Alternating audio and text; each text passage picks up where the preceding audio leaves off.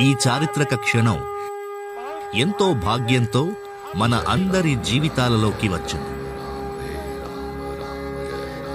నేను 140 కోట్ల దేశ ప్రజలకు చేతులు జోడించి ప్రార్థిస్తున్నాను. మీరందరూ 22 జనవరిన ఎప్పుడైతే అయోధ్యలో ప్రభు శ్రీరామ విగ్రహ ప్రతిష్ఠ జరుగుతుందో మీ ఇళ్లలో కూడా శ్రీరామ జ్యోతిని వెలిగించండి, దీపావళి జరుపుకోండి. 22 జనవరి సాయంత్రం యావత్ భారతదేశంలో దీపావళి వెలుగులుండాలి. ప్రతి ఒక్కరికి కోరిక ఉంది.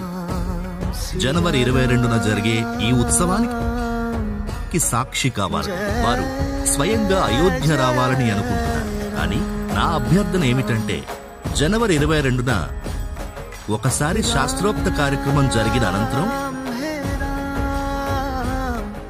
23వ తేదీ తర్వాత మీ సౌలభ్యం ప్రకారం అయోధ్య రావచ్చు.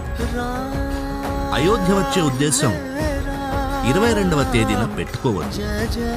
శ్రీరామ ప్రభువుకి ఇబ్బంది కలుగుతుంది. ఇలాగా మనం భక్తులం ఎప్పుడూ చేయలేము. 550 సంవత్సరాలు వేచి ఉన్నారు. ఇంకొన్ని రోజులు వేచి ఉండండి.